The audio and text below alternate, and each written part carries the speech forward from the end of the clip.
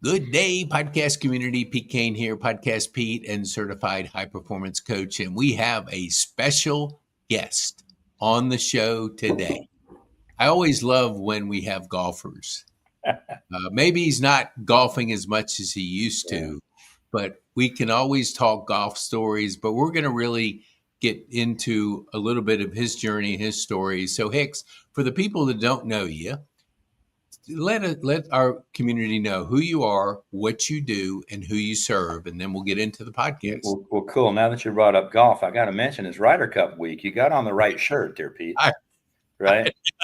Yeah. So, I'm a number of things. I'm a son. I'm a husband. I'm a father. I am a realtor as far as career goes. Born and raised right here in Marietta, product of a Yankee dad and a South Georgia mom. Born in the old Kennestone Hospital back in 1959. And I found out today by a reminder that this makes 27 years this very day of doing real estate. And I've done all of those years with the original residential brokerage here in the Atlanta area, Harry Norman Realtors. In between, I'm a product of St. Joe's Parochial School. I'm a Marietta High School Blue Devil. I'm a graduate of Auburn University, where I was fortunate enough to play on an SEC championship golf team.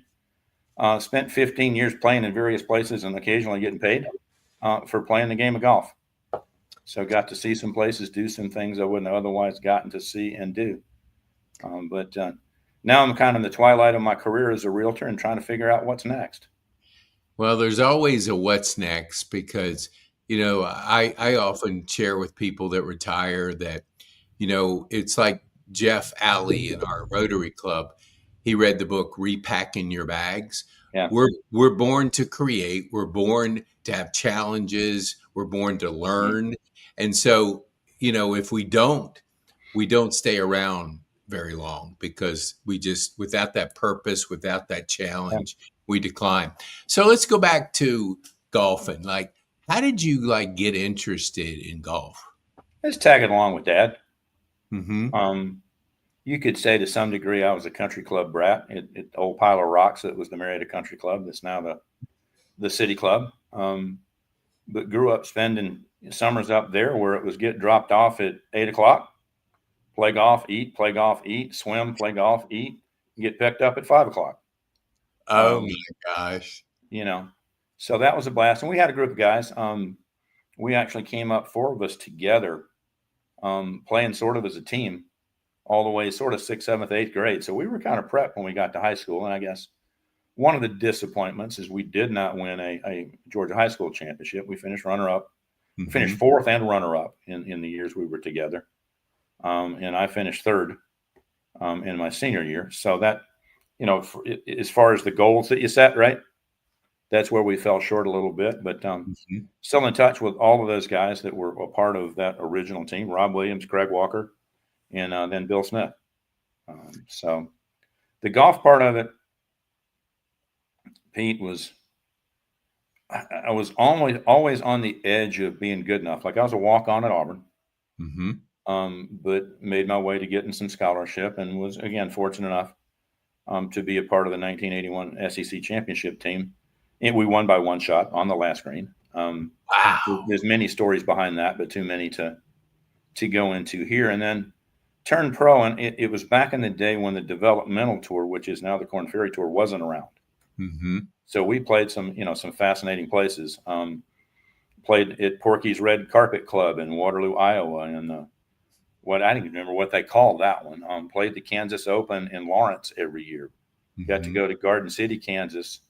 It's about 3 miles from the end of the earth, in 2 gorgeous golf courses, and they played the Southwest Kansas Pro-Am there, and it was a blast. But we had to find the places to play. Played in South Africa in 1985, and apartheid was still in place, and you know part of that story and what came out of it. And as a 25-year-old semi-spoiled kid, to have a kid explain to me that his leg was broken because he was hungry and walked out in front of a car so he could get hit and go to the hospital, that changes your perspective, right? It does. And getting to see a little bit of that world and the beauty of it. And it's a free South Africa now. I don't know how much it's changed. Yeah, I've heard various stories, but I want to go back. Like you, that was identical to mine. I got dropped off early in the morning, played 36, Yeah. washed dishes at night, and just played walk 36 with no problem at all. And what do you think from a non-golfer that may be listening? What did golf do to prepare you for your career? It, as long as you're not always playing by yourself, it's a relational sport. There's etiquette and honor Hmm. in the golf that I know, right? Um, yeah, you stay out of your playing partner or opponent's way. You put the golf course back together, hopefully better than you actually found it. Hmm. Um, I had, when I quit, retired, whatever you want to call it, I had job offers all around the country from guys I'd played in pro-ams with. Hmm. Now, no offense, Sioux Falls, South Dakota, or Brockton, Mass, just places I didn't want to go, Yeah. you know? Um, and that's why I came back here to Marietta. Most of my golf group here was involved in real estate in one way, shape, or form. They Hmm. developed it, built it. So that's what led me. And Kim and I, we bought 9 acres not long after we returned full time to Marietta, and I developed that out into a small subdivision where we live now. Hmm. So that was kind of the start on the real estate side. But in real estate, it's been an advantage because very seldom is somebody moving here from another part of the country that I haven't visited at some point. Hmm. Um, Actually got to visit with Chris Kelly, who's the new president of Home Service, which is our parent company. Got to visit with Chris on Thursday. He's a Hmm. Kansas native. Got to tell him, say, hey, man, I got to spend some time in Lawrence every summer and some time in Garden City. And, when the Nike Tour, Hogan Tour popped up, we played in Wichita. He's going Wow. to say, yeah, I don't run into too many people that have been to those places in Kansas. Right. Yeah. Um, so that the relational side of golf, the discipline side, the fact that you're never going to master it. Hmm. Right. Yep. I mean, you got the best player in the world this week in the Ryder Cup. Hmm. He will lose a match. Now, I hope he doesn't, but he will lose a match because somebody's going to get the better of him some way or another. And it's just the nature of golf. Yeah. If you play Ryder Cup and go 5-0, It's rare. something bounced your way every time, man. What do you think? Because I know I had to make that decision from high school to college because I played on a team and we won state championship. So I could have pursued it, but I wasn't like dedicated to the point where I saw the kind of Yeah. routine. What about you when you were going from high school to college? That's a whole different level of commitment and dedication. Yeah. Did you kind of wrestle with that, or why Well, did you? yeah, I don't think anybody appreciates the leveling up from high school to college athletics, well, no matter Yeah. the sport, and then the leveling up from college to professional athletics. It's a massive leap. And I was top 10 in the state as a junior. Had offers to go to JUCOs. Didn't want to do that. Hmm. Um, and walked on at Auburn. Didn't make the team my first year. Right. So I hung out with the girls team over at Indian Pines, played with them, Hmm. and honestly, probably learned more about short game from them than I would have learned where I was. Right. Getting to watch that. Came back, played a number of tournaments as a sophomore. Didn't have a very good junior year. As a senior, played just about the whole spring, and actually graduated with eligibility left. Hmm. And but immediately said, "All right, I want to give this a shot." Dad said, "Okay." So I found myself in January of 1982 starting on the Space Coast Golf Tour, where we paid, I think it was $400 entry fee per golf tournament. Hmm. 300 of that went in the pot, and that's what you went to get to play for. Wow. One of the worst things that happened to me, they played in what they call series, 4-tournament series. Hmm. I cashed in 3 of the first 4 golf tournaments and made about $3,800. And I thought, it's as easy. I had to make a check for about 12 weeks. Yeah. Right. And it's a hard thing. One of my most embarrassing golf moments, I got an exemption to play the Bell South Classic at Atlanta in 1986. Hmm. And I didn't beat a soul. finished DFL, if you can fill in the blank as to what that means. Yeah. I spent more time outside the ropes than inside the ropes. They wanted to charge me for a ticket, and ran into Bob Rotel, a world renowned. I knew Bob, and he says, "Hey, how's the confidence?" I said, "Well, Bob, I'm not sure I'm going to hit Georgia at the moment." Right.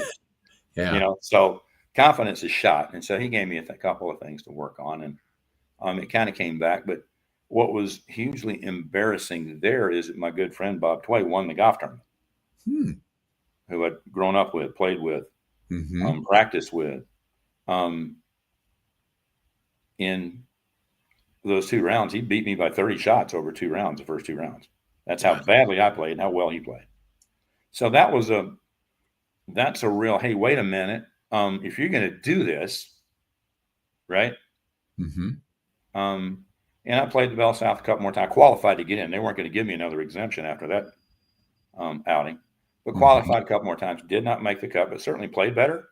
And sort of, it was a little bit of a redeeming, because I'd embarrassed myself in front of friends and family, man. Yeah. We played 92, 93, 94, right in there.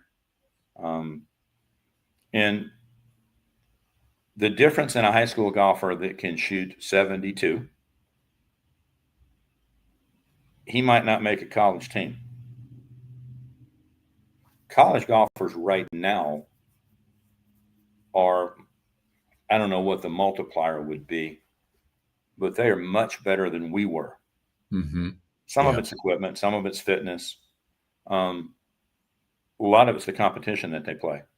And, you see guys like Jackson Coyvan at Auburn, he can walk right into a PGA Tour career now because of his performance in college. And that's kind of a cool thing, because the most stressful thing for us was qualifying to qualify. It's the 3 stages you had to go to earn a tour card. What did you enjoy better, your medal or your match play when you were playing competitive? We didn't play a whole lot of match, right? You've gotten to know me a little bit. I enjoyed Pro-Am days. Because if those guys didn't play, we didn't have a purse, right? Yeah. So you spend some time, you get them yardages, you get your caddy to work hard for them so he can make a little extra money. Pro-Am days were cool. And like I said, I had a guy with American Express Financial in Sioux Falls that he kept after me. Come out here, work for me. Come out here, work for me. Sioux Falls has winter. So I did not go. Yeah. There's something to be said about the type of weather we have here, and the 4 seasons and stuff. So when you made that first entry into real estate, talk us through that first year, because you're learning a new profession. Takes time to get really established. What was it like? I was laughing with my broker, Jeff, this morning, that this was 27 years. And, I've been to a couple of sales meetings with my new group, and I knew the broker. I started Harry Norman was opening a Town Lake office when I started, and kind of thought, okay, I'll kind of jump in there and learn from the ground up how this goes. And a good friend of mine's wife was opening the office, and we had 6 or 8, 10 folks. We get together for meetings to learn. And I'm trying to learn what, and they kept talking about FSBO.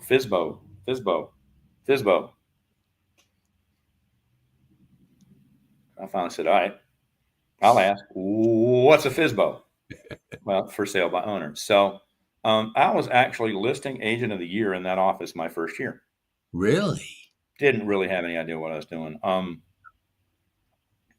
Threw a lot of pasta at the wall, right?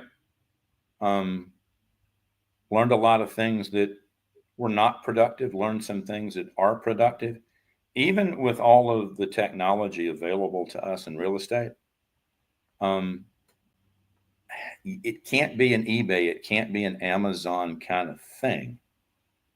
Although some people are trying to make it that.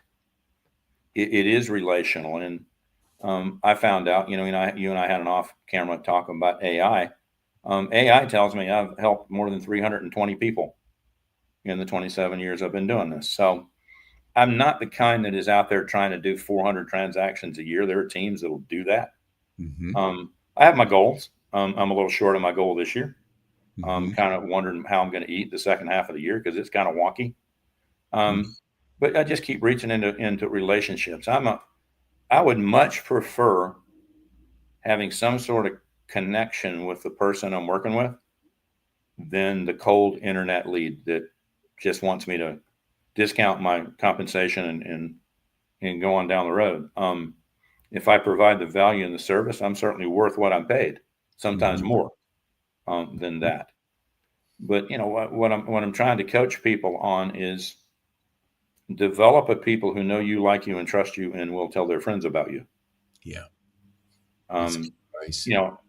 I'm part of a company that was founded in 1930 by a woman named Mrs. Emmy Norman. Think about that for a minute. Mm-hmm. In the Great Depression. Yeah. Opened up by a female. 95 years later, we still here, which is why I joined Hearing Norman. It's the only company I've ever worked with or for, because we seek to do the right thing the right way. Don't always get it right, but that's the goal and the mission. And if I do it right, I'm going to have a raving fan. You know that book. There's somebody that will talk to people about me, and so that's the whole mission, the whole goal. Real estate's changed a bunch. We've got to be as an industry, we stink at telling people how we work, just as an industry, right? They think we show up at the door and open it and write the contract. Yep. There's considerably more than that. Yeah. The research that we do to get people properly positioned, which is really important at the moment. If you're selling a house, you can't be leaning into what sold in May and June. It's a different planet. There's more of you sellers out there, and I don't know what the deal is with the buyers sitting on the sidelines, but it's always fascinating when the Fed drops rates and mortgage rates go up. Because nobody really understands that relationship. It's more what Mr. Powell said after that than it was the rate cut. Yeah. And so the bond market went up, and with that go mortgage rates. Wow. I've noticed technology is driving AI. There's a lot of other things that were before AI. And usually people our age, and we're pretty close to the same age, don't really lean into technology like I've seen you. When did you kind of embrace it and start to learn it? Was that something somebody encouraged you, or was it you personally wanting to learn? Yeah. Change is really good. You go first. Right. That's kind of our world. Change is great, but I want you to go out there and see what it's like. So I've kind of been that guy on some fronts, right? When I started, I had to sit down and log on with a dial-up modem, right?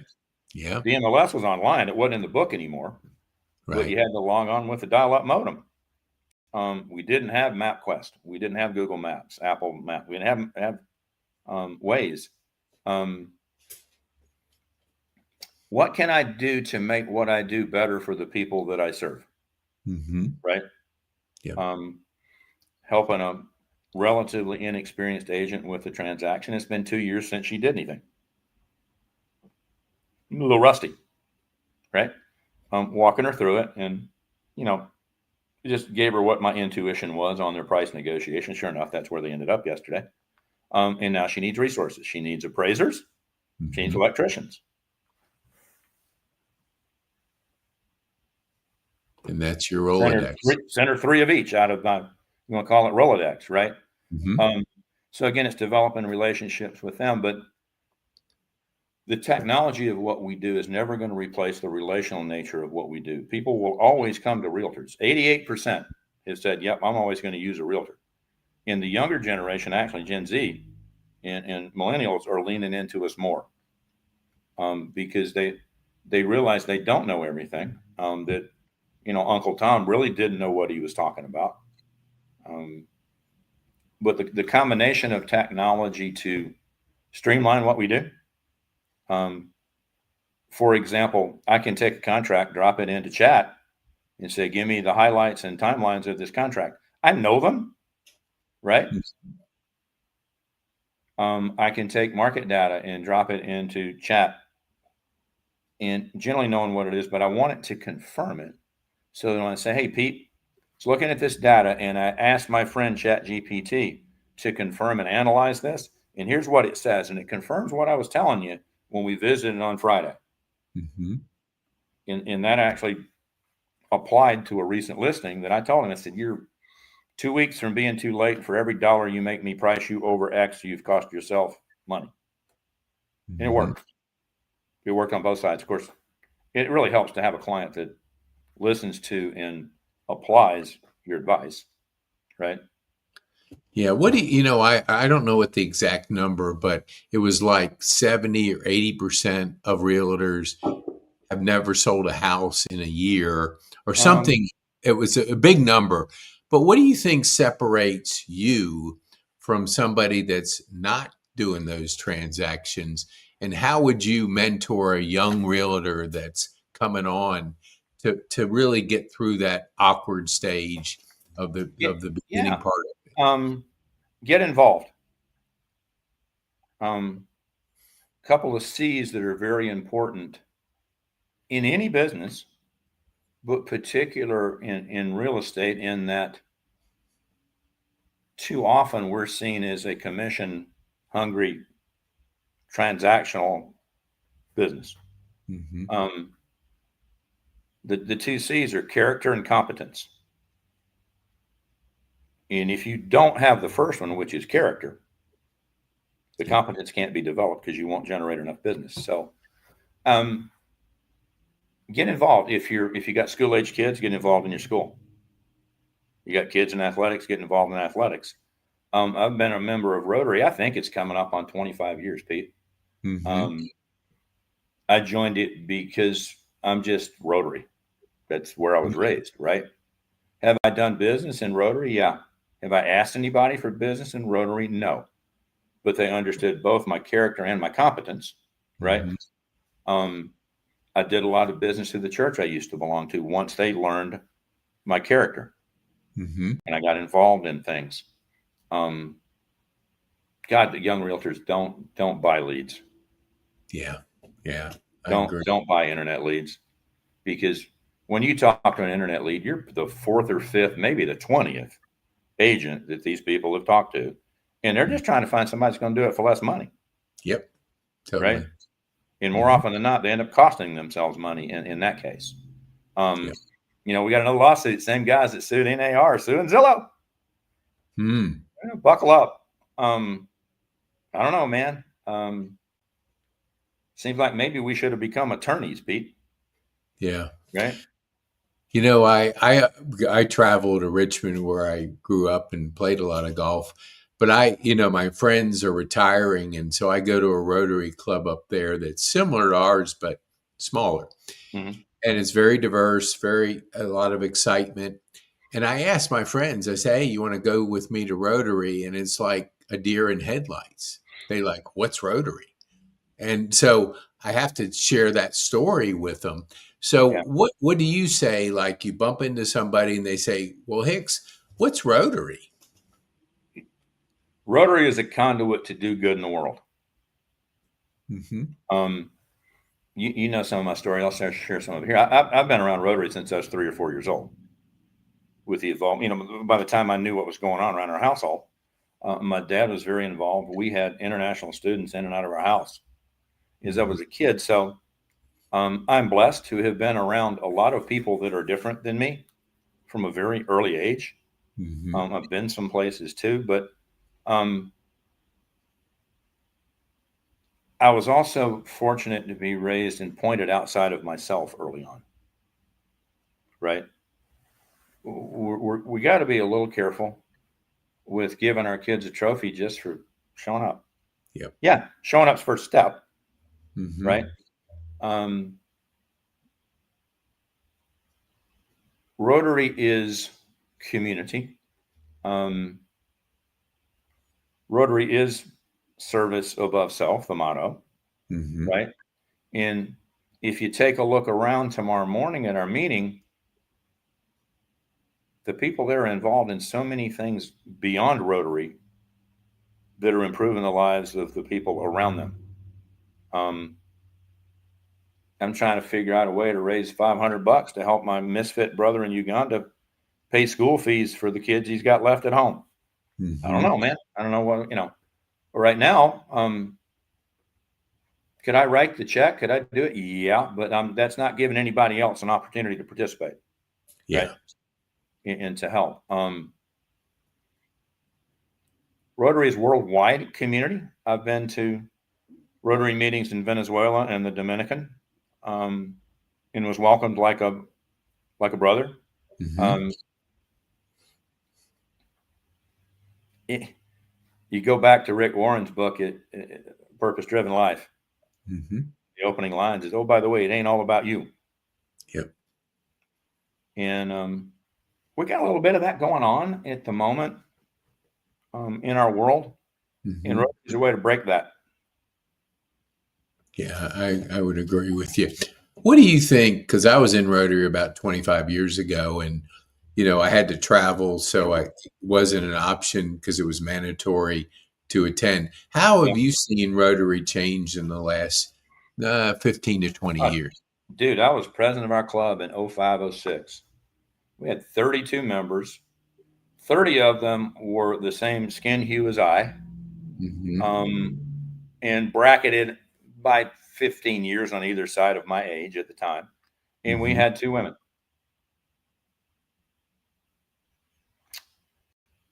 New Rotary has helped in that there's an invitation to come and serve however you can.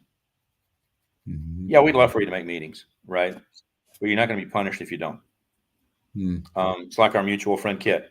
We ain't seen him in a meeting in a minute, right? But he's been to Boston. He's on his way to serve in Cambodia at the moment. So out doing Rotary things. My dad, God bless him, I remember when he voted to allow women in Rotary, he said, "Hell, I'm not so sure we haven't ruined Rotary." This was 1988. But 3 months later, he said, "You remember what I said about that?" I said, "Yeah." He says, "I think we actually saved a Rotary." Yeah. Right? So, and the powerhouse women we've got in our club, bro. Right? Yeah. Let's go. Let's go do good in the world. Let's talk about peace. Let's send a box of hope to Venezuela here in a couple of weeks. Let's support the Ackworth Community Garden. Let's thank our law enforcement and first responders. The things that we do that you would think a lot of people might want to come do that, right? So that's the invitation. You'll make a difference. We can give you the conduit to do so.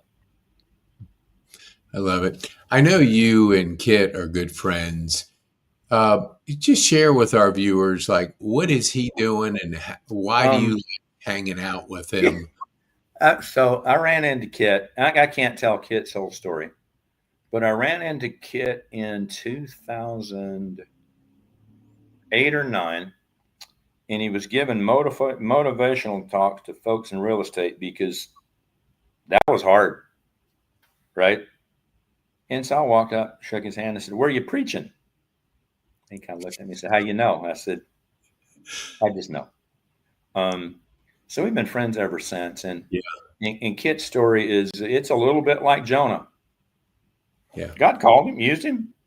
God said, "Go there." Kit said, "No." He went the other way. But God redeemed him, brought him back. And what he's doing in Cambodia, to shorten this right now, is he's got his book, 40 Days of Prayer. And he's come up with a guy that is helping him, that's invited him to Boston, that sent him to Estonia, that is essentially financing this for him to go talk to churches in Cambodia that are coming from Cambodia, Thailand, and Vietnam. That's a bit of a cauldron, right? So praying for the blessings there. And the whole 40 days, pray your big prayers, man. God can handle it. Yep. Right? Look at me. And you'll meet him. He's got his life story down both arms. Yep. Right?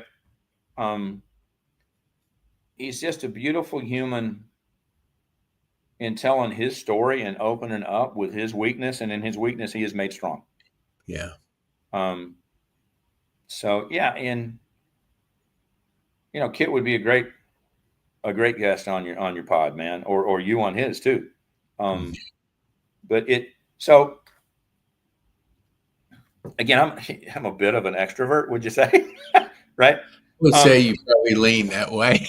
Yeah, I probably lean that way a little bit.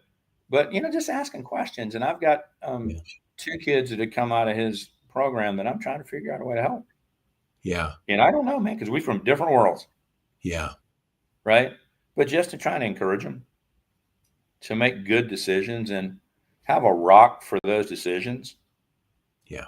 And too many people in this world, I heard at church Sunday that we had over 1,000 more people in church last week than our normal attendance.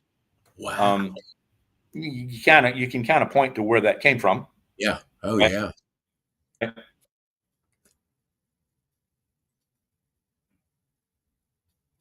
He froze there. He'll come back, I think. Oops. He'll be back with us. We have a streaming slowness. Come on, Hicks. Come on back. I know he was sharing why 1,000 people were there new in church is from the Charlie Kirk assassination and what he meant to so many people around the world and how he has changed people's perspective of really what they're doing out there. And more people are leaning into their faith and attending church. And Hicks, we lost him for a second, so hopefully he'll be back in a second. But I think that's what he was sharing, and we've seen the same thing. Just a total revival of people that are making a dedication to their life and what he meant to them.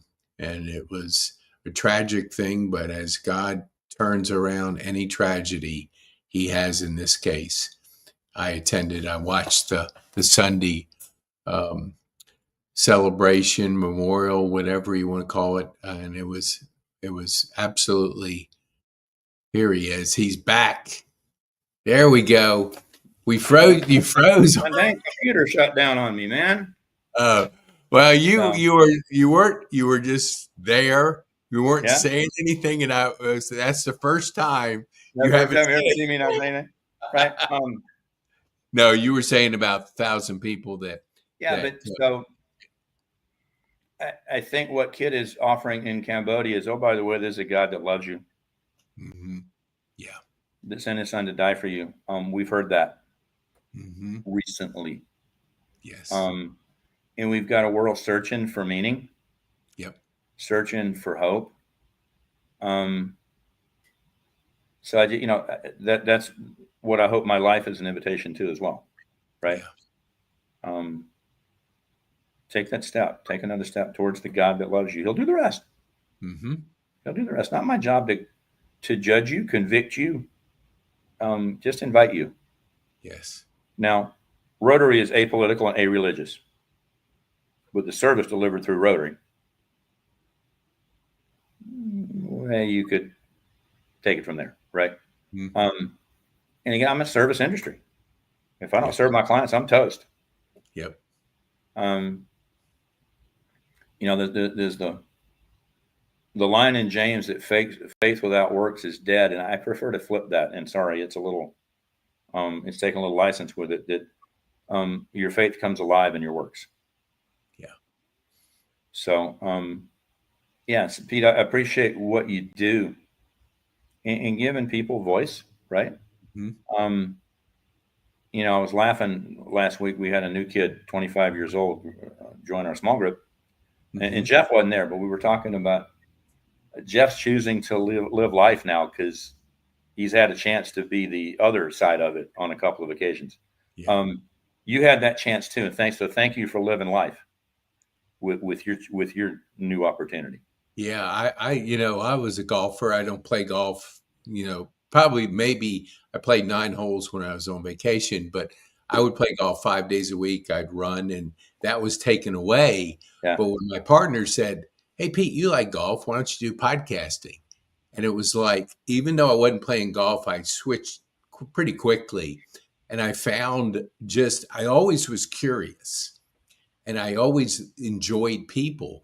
But it was like my high is podcasting, it's talking to people, Yeah. and hearing your story, because we don't want to be the best kept secret in town. That's not a strategy that works. Yeah. So amplifying. But what I have found is people that are service oriented, like yourself, that serve people, they don't want the light shining on them. But it's really the reverse, because if you don't shine out, nobody can see your light. And so your story, because I've told probably the story of the boy that wanted a meal. I've told that probably no less than 50 times.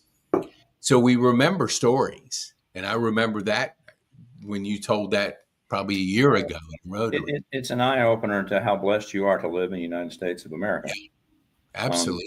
We're an imperfect union by far. We've been an imperfect union since we were formed. Yeah. We've done some things horribly wrong. Mm-hmm. But I think we've also presented opportunity that, from what I have seen in my travels, isn't available elsewhere. Yeah. I've watched Venezuela go from a light in Latin America to a third world country in 20 years. Fast. I've got friends there, man. It's hard. And by the time this week's over, Pete, I'll have 5 or 6, "Hey, can you help me's?" In my messages, whether it's WhatsApp or Facebook. And it's hard to know that $100 can make a huge difference in their life. Yes. And we can spend that on dinner for 2. Yep. Right. And that's not with having, they can't even have any wine with that. So yeah, right. Exactly.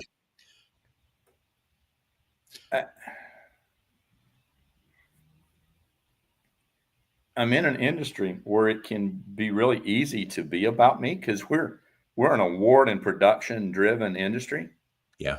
But I remember, so I read one of Jimmy Carter's books, and he was up in the Northeast early on working with this pastor, and he was fascinated by this pastor. And he said, "Hey, you got to tell me how you connect to these people." And he says, "I connect to the person that's right in front of me. They got to have my full attention."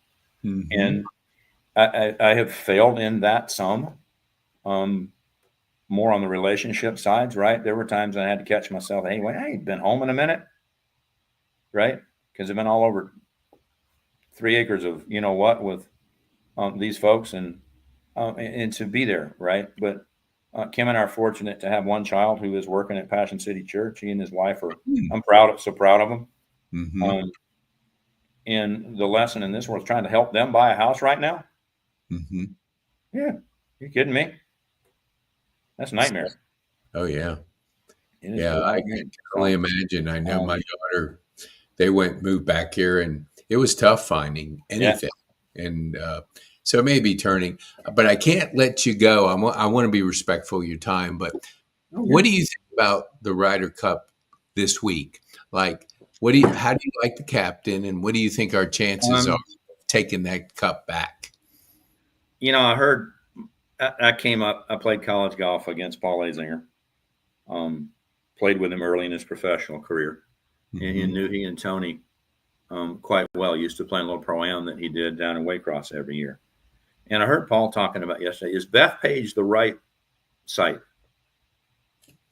to have a U.S. advantage? And his argument is, well, we ain't played there in a minute. And with the exception of Cam Young, nobody really, quote, knows that golf course. So there's that, right? I was thinking, it's funny. I was going to give you the segue to this a minute ago. I'll go out on a limb and predict that Russell Henley is a hero. Mm-hmm. Just because of his laid backness, I think he's made for that. I would agree. Who else? Who are you going to pick that's got, what do you think on the U.S. side? Who's the guy? Well, I mean, Scotty's so calm, and peaceful on the golf course, and his record speaks for itself. But I always lean to people that are more even keel, because the emotions in golf are always high and low, and in Ryder Cup it goes from top to bottom real fast. So you got to be able to manage your emotions. So I kind of look for people that are good in that area. I think when Paul was captain at Valhalla, the way he put that team together and developed the racial relationships between the guys he paired, was huge. I think Keegan's doing a little bit of that. It looks like it. I'm real confident in his leadership, and especially when he said, "I'm not going to play. I'm going to pour into the captain role," because I think those days are gone. What's funny? Very rare. Think about this, Pete. This is something new. Because all right, go back to the War by the Shore. Mm-hmm. There were 2 golf balls played in professional golf at that time: Titleist and Maxwell. One of the things you got going on now, you got an American team that plays TaylorMade golf balls, Titleist golf balls, Srixon, and Bridgestone. Mm-hmm. That's some of the Gian and Han. Is finding guys that play the same golf ball. You understand how it's going to come off their golf club. So that's another thing that goes into it, man. That's kind of crazy. People think it can't be that big a difference in golf balls. Oh yeah. Oh, it's you get used to the feel, how it flies. It's those small things in golf that somebody at that level, those mean a lot. So the average person that just watches it occasionally doesn't appreciate the uniqueness of a golf ball and how you get comfortable with the ball. The Cup's going to be won or lost Friday morning. Yeah. First match is out of the gate. Those first 4. Yeah. If it's a split, we're in great shape. Yeah. We get spit out 4-0 again. I don't know, man. It'll be a battle. Yeah. But I can't imagine, and I hope the New Yorkers behave themselves. Yeah. Right. So think about this: it's New York, right? Mm-hmm. What if we come out and we get beat 4-0 in the morning on Friday? What's the New York reaction going to be that in the afternoon? Ooh, is it still support, or is it the Bronx cheer? Yeah, it'll be. I'll be curious to see, because that fan support is an extra edge, and you want them on your side, and if it doesn't go right, then you don't want that to be turning. But so he's made some good picks. Hudson, what's his name? The Georgia kid, Hudson Harrison English. Harrison English. Another one that's kind of laid back. I think he and Russell Henley might be a good pairing. I don't know if he's going there, right? But it's going to be always as fun to watch, man. Yeah. Oh gosh, yeah. Right. It's just good to have the camaraderie on each side, the competitiveness, and just that it gets down to a putt or two, a shot or two, and you gotta get that edge. You got to make some putts, and it's always fun to watch. Yeah. So what would you, as we wind down, what would you want? First, tell our viewers, how can they get a hold of you?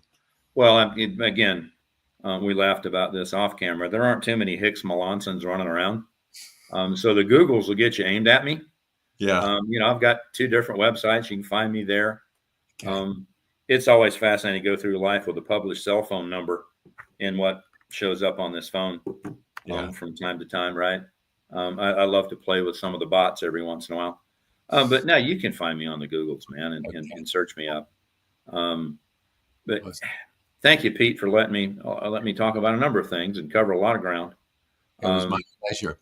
Thanks for giving people a voice. One more question. Yeah. One more question. What would you want our viewers to take home from our time on this podcast? You were made for more. Mm-hmm. And that more is in your creator, the creator of everything that you see. He offers you grace and mercy that is beyond what you could ever imagine. Take a step towards him. He ain't moving around. It's us. Yeah. Right. The events of the last few weeks, it is unfortunate that a young man has been assassinated. Yeah. And it's unfortunate that the political side of that has become so stinking ugly. But he made it a point to let people know that the gospel was foremost in his life, and his Lord and Savior Jesus was. And yeah, if you're looking for more, that's where the more is. Yeah. The more is not in money. The more is not in the C-suite. The more is not in the car you drive.